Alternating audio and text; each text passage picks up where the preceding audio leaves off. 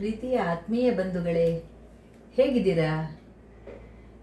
ಇವತ್ತು ನಾನು ಬೆಳಗ್ಗೆ ತಿಂಡಿಗೆ ಉಪ್ಪಿಟ್ಟು ಮಾಡಿದ್ದೆ. ಮಸಾಲಾ ಉಪ್ಪಿಟ್ಟು ತುಂಬಾ ಏನು ಆ್ಯಡ್ ಮಾಡಿಲ್ಲ.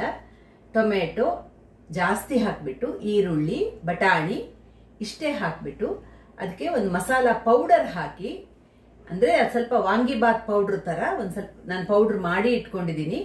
ಆ ಪೌಡ್ರನ್ನ ಹಾಕಿ ಮಸಾಲಾ ಉಪ್ಪಿಟ್ಟು ಮಾಡಿದ್ದೆ. ಅದು ತುಂಬಾ ಉಪ್ಪಿಟ್ಟು ಮಿಕ್ಕಿತ್ತು.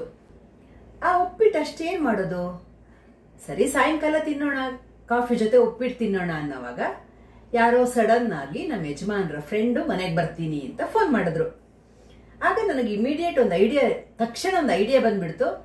ಆ ಉಪ್ಪಿಟ್ಟಲ್ಲೇ ಒಂದು ಬೋಂಡ ಮಾಡಿಬಿಡೋಣ. ಹೇಗೂ ಉಪ್ಪಿಟ್ಟು ತುಂಬಾನೇ ಉಳ್ಕೊಂಡಿದೆ. ಉಪ್ಪಿಟ್ಟು ಬೆಳಗ್ಗೆ ಮಾಡಿರೋದು ತುಂಬಾನೇ ಉಳ್ಕೊಂಡಿದೆ. ಇದರಲ್ಲೇ ಯಾಕೊಂದು ಬೋಂಡ ಮಾಡಬಾರ್ದು ಅಂತ ರೆಡಿ ಮಾಡಿಬಿಟ್ಟು, ನಾನು ಯೋಚನೆ ಮಾಡಿಬಿಟ್ಟು, ಈಗೆಲ್ಲ ಇಂಗ್ರೀಡಿಯೆಂಟ್ಸ್ ಇಲ್ಲಿ ಏನೇನು ಸಾಮಾನುಗಳು ಬೇಕಾಗತ್ತೆ ಅದನ್ನ ಇಲ್ಲಿ ಇಟ್ಕೊಂಡಿದ್ದೀನಿ ನೋಡಿ. ಕಡಲೆ ಹಿಟ್ಟು, ಅಕ್ಕಿ ಹಿಟ್ಟು, ಸ್ವಲ್ಪ ಕೊತ್ತಂಬರಿ ಸೊಪ್ಪು, ಮೆಣಸಿನ ಪುಡಿ, ಒಂದು ಸ್ವಲ್ಪ ಖಾರ ಇದೆ. ಉಪ್ಪಿಟ್ಟು ಬೆಳಗ್ಗೆ ತಿಂಡಿಗೆ ತಿಂದಿದೀವಲ್ಲ, ಖಾರ ಇದೆ. ಹಾಗೆ ಗೋಡಂಬಿ, ತಕ್ಕಷ್ಟು ಇಂಗು, ಉಪ್ಪು ಇಷ್ಟು ಹಾಕಿ ಈಗ ನಾನು ಹಿಟ್ಟನ್ನ ಕಲ್ಸ್ಕೊತೀನಿ. ಕಡಲೆ ಹಿಟ್ಟು ಹಾಕೊಳ್ಳೋಣ. ಸ್ವಲ್ಪ ಕ್ರಿಸ್ಪಿ ಆಗಿ ಬರಕ್ಕೆ ಒಂದ್ ಸ್ವಲ್ಪ ಅಕ್ಕಿ ಹಿಟ್ಟು ಹಾಕೋಣ. ಅಕ್ಕಿ ಹಿಟ್ಟು ಹಾಕದೆ ಈಗ ಅದು ಕೋಟಿಂಗ್ ರೆಡಿ ಮಾಡ್ಕೊತಿದೀವಲ್ಲ ನಾವು ಹೊರಗಡೆಗೆ, ಚಿಕ್ಕ ತಕ್ಕಷ್ಟು ಉಪ್ಪು ಹಾಕೋಣ.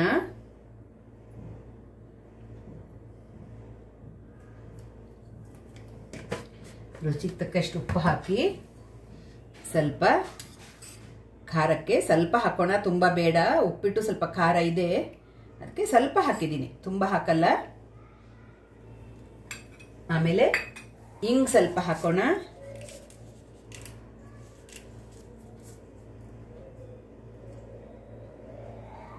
ಇಂಗ್ ಹಾಕಿದ್ದೀನಿ.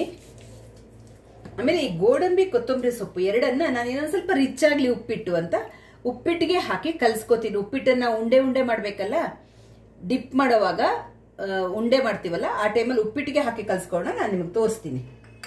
ಈಗ ನಾವು ಇದನ್ನ ಒಂದ್ಸಲ ಮಿಕ್ಸ್ ಮಾಡಿಕೊಂಡು ನೀರು ಹಾಕೊಂಡು ಕಲ್ಸ್ಕೊಳ್ಳೋಣ.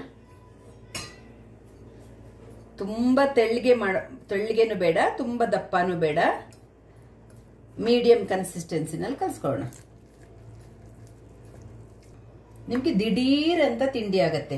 ಏನ್ ಮಾಡೋದಪ್ಪ ಅಂತ ಯೋಚನೆ ಮಾಡುವಾಗ, ಒಂದ್ ವೇಳೆ ಬೆಳಗ್ಗೆ ಉಪ್ಪಿಟ್ಟು ಉಳಿದ್ರೆ ನೀವು ಅದನ್ನ ಮತ್ತೆ ಉಪ್ಪಿಟ್ಟು ತಿನ್ಬೇಕಾ ಅನ್ನೋವಾಗ, ಮಕ್ಕಳು ಸ್ಕೂಲಿಂದ ಬರೋ ಟೈಮಲ್ಲಿ ಎಲ್ಲ ಒಂದ್ ಸ್ವಲ್ಪ ಎಣ್ಣೆ ಇಟ್ಬಿಟ್ರಾಯ್ತು. ನಾವು ಬೋಂಡ ಹೇಗೆ ಮಾಡ್ತೀವಿ ಹಾಗೇನೆ ತುಂಬಾ ರುಚಿಯಾಗಿರುತ್ತೆ. ಒಂದ್ ಸ್ವಲ್ಪ ರಿಚ್ ಆಗಿ ಅದನ್ನ ನೀವು ಉಪ್ಪಿಟ್ಟನ್ನ ಇನ್ನೂ ಶ್ರೀಮಂತವಾಗಿ ಮಾಡ್ಬೋದು. ಒಂದ್ ಸ್ವಲ್ಪ ಗೋಡಂಬಿ ಎಲ್ಲ ಆಡ್ ಮಾಡ್ಕೊಂಡ್ರೆ ಆರಾಮಕ್ಕೆ ರುಚಿಯಾಗಿ ತಿನ್ಬೋದು. ಅದು ಸ್ವಲ್ಪ ಮಳೆ ಬರೋ ಟೈಮಲ್ಲಿ ಸಾಯಂಕಾಲ ಸ್ನ್ಯಾಕ್ಸಿಗೆಲ್ಲ ತುಂಬಾ ಚೆನ್ನಾಗಿರತ್ತೆ. ಕಡಲೆ ಹಿಟ್ಟು ಕಲಸಿ ಆಯ್ತು ನೋಡಿ. ಬಿಟ್ಟು ಇಷ್ಟಿದೆ ಬೆಳಗ್ಗೆದು. ಅದನ್ನ ಸ್ವಲ್ಪ ಕೊತ್ತಂಬರಿ ಸೊಪ್ಪು ಹಾಕೋಣ ಉಪ್ಪಿಟ್ಟಿಗೆ. ಬೆಳಿಗ್ಗೆ ಹಾಕಿದ್ದೀನಿ ಉಪ್ಪಿಟ್ಟಿಗೆ, ಎಲ್ಲಾನು ಹಾಕಿ ಆಗಿದೆ. ಇನ್ನೊಂಚೂರು ಮತ್ತೆ ಫ್ರೆಶ್ ಆಗಲಿ ಒಂದು ಸ್ವಲ್ಪ ಅಂತ ಕೊತ್ತಂಬರಿ ಸೊಪ್ಪು, ಆಮೇಲೆ ಇಷ್ಟು ಗೋಡಂಬಿ ಹಾಕ್ತಾ ಇದ್ದೀನಿ. ಗೋಡಂಬಿ ಪೀಸಸ್ ಹಾಕ್ಬಿಟ್ಟು ಚೆನ್ನಾಗಿ ಮಿಕ್ಸ್ ಮಾಡ್ಕೊಂಡು ಒಂದ್ಸಲ ಉಂಡೆ ಉಂಡೆ ಮಾಡಿ ಇಟ್ಕೊಳ್ಳೋಣ.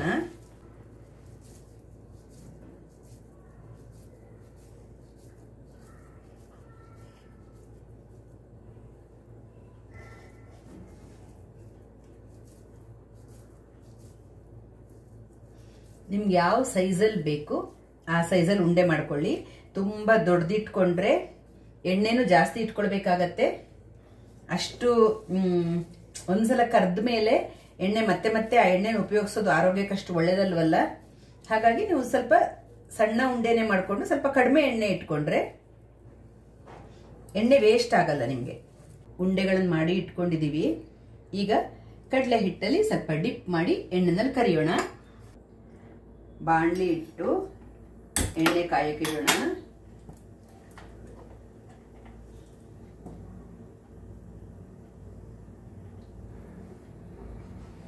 ಎಣ್ಣೆ ಬಿಸಿ ಆಗೋದ್ರಲ್ಲಿ ಈಗ ಈ ಉಂಡೆಗಳನ್ನು ಈ ಕಡಲೆ ಹಿಟ್ಟು ಮಿಕ್ಸ್ ಮಾಡಿದೀವಲ್ಲ ಅದರಲ್ಲಿ ಡಿಪ್ ಮಾಡೋಣ. ಒಂದೊಂದೇ ಉಂಡೆಗಳನ್ನು ಡಿಪ್ ಮಾಡೋಣ. ಅದಿದೆಯಾ ನೋಡಿಕೊಂಡು ಒಂದೊಂದೇ ಎಣ್ಣೆನಲ್ಲಿ ಫ್ರೈ ಮಾಡೋಣ. ಎಣ್ಣೆ ಕಾಯ್ತಾ ಇದೆ.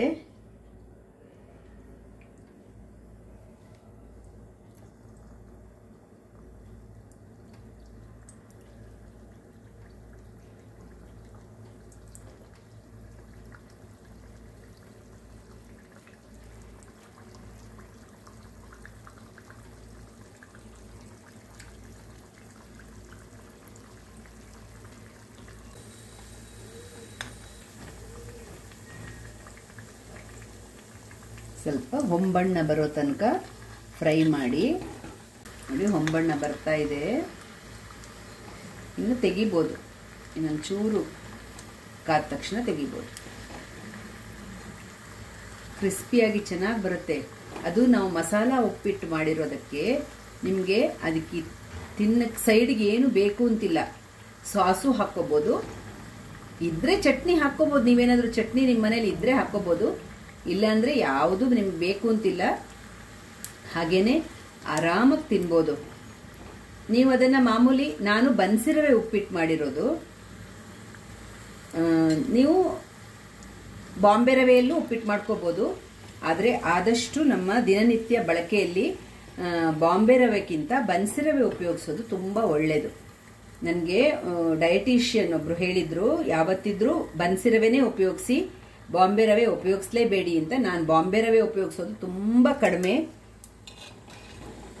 ಕೇಸರಿ ನನ್ನ ಮಗ ಇಷ್ಟಪಟ್ಟಾಗ ಕೇಸರಿ ಬಾತ್ ಮಾಡೋಕ್ಕೆ ಅಷ್ಟೇ. ಉಪ್ಪಿಟ್ಟು ತುಂಬ ಅಪರೂಪಕ್ಕೆ ತಿನ್ನಬೇಕು ಅಂತ ಆಸೆ ಆದಾಗ ಮಾತ್ರ ನಾನು ಬಾಂಬೆ ರವೆ ಉಪ್ಪಿಟ್ಟು ಮಾಡ್ತೀನಿ. ಇಲ್ಲ ಅಂದರೆ ನಾನು ಸಾಧ್ಯ ಆದಷ್ಟು ಬನ್ಸಿರವೆ ಉಪ್ಪಿಟ್ಟೆ ಮಾಡೋದು. ಇದೇ ಥರ ನೀವೆಲ್ಲನೂ ಕರ್ಕೊಳ್ಳಿ ಎಣ್ಣೆನಲ್ಲಿ. ಹೀಗೇನೆ ಕಡಲೆ ಹಿಟ್ಟಲ್ಲಿ ಡಿಪ್ ಮಾಡಿ ಎಣ್ಣೆಗೆ ಬಿಟ್ಟರೆ ಆಯಿತು.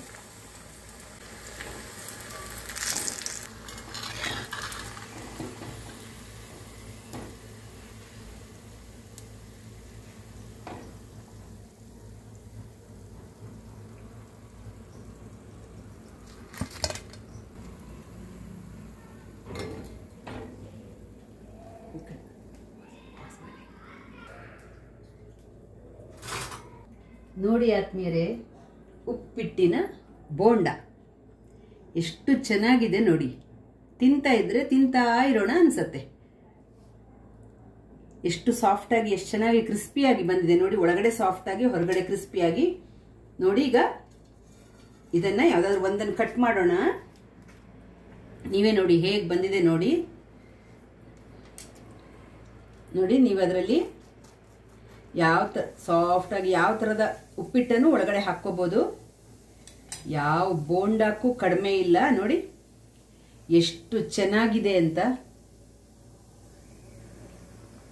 ನೋಡಿ ಎಷ್ಟು ಸೂಪರ್ ಆಗಿ ಬಂದಿದೆ ನೋಡಿ. ಎಷ್ಟು ಸುಲಭದಲ್ಲಿ ಆಗೋಗತ್ತೆ ಕೆಲಸ. ಬೆಳಿಗ್ಗೆ ಮಾಡಿರೋ ಉಪ್ಪಿಟ್ಟು ಜಾಸ್ತಿ ಇದ್ರೆ ನೀವು ಎಷ್ಟು ನೀಟಾಗಿ ಯಾರು ಬಂದರೂ ಎಮರ್ಜೆನ್ಸಿ ತರ ನೀವು ಉಪ್ಪಿಟ್ಟಿದೆ ಅಂದ್ರೆ ಇದು ಮಾಡಿ ಕೊಟ್ಬಿಡ್ಬೋದು. ಸಾಸ್ ಹಾಕೊಂಡು ತಿನ್ಬೋದು ಅಥವಾ ಏನೂ ಇಲ್ದೇನೂ ತಿನ್ಬೋದು. ತುಂಬ ರುಚಿಯಾಗಿರುತ್ತೆ. ನೀವು ಟ್ರೈ ಮಾಡಿ ಮನೇಲಿ ಒಂದ್ಸಲ. ಹೇಗೆ ಬರುತ್ತೆ ನೋಡಿ. ಉಪ್ಪಿಟ್ಟು ಮಾಡಿರೋ ದಿನ ಒಂದು ಸ್ವಲ್ಪ ಎಕ್ಸ್ಟ್ರಾ ಉಪ್ಪಿಟ್ಟು ಮಾಡಿ ಇಟ್ಕೊಳ್ಳಿ. ಸಾಯಂಕಾಲ ಸ್ನ್ಯಾಕ್ ಥರ ಮಾಡಿಕೊಂಡು ಆರಾಮಾಗಿ ತಿನ್ನಿ. ತುಂಬ ರುಚಿಯಾಗಿರುತ್ತೆ. ಹೀಗೆ ನೀವೆಲ್ಲರೂ ಮನೇಲಿ ಟ್ರೈ ಮಾಡಿ ತುಂಬ ಚೆನ್ನಾಗಿರೋ ಒಂದು ಸ್ನ್ಯಾಕ್ ಮಾಡ್ಕೊಂಡು ತಿನ್ನಿ. ಮಾಡೋಕ್ಕೂ ತುಂಬ ಸುಲಭ. ಮತ್ತೆ ಮುಂದಿನ ವಿಡಿಯೋದಲ್ಲಿ ಸಿಗೋಣ. ಅಲ್ಲಿ ತನಕ ರಾಯರು ನಮ್ಮನ್ನ ನಿಮ್ಮೆಲ್ಲರನ್ನ ಚೆನ್ನಾಗಿಟ್ಟಿರ್ಲಿ ಅಂತ ಪ್ರಾರ್ಥಿಸ್ತಾ ಸಿಗೋಣ ಮುಂದಿನ ವಿಡಿಯೋದಲ್ಲಿ. ಧನ್ಯವಾದಗಳು.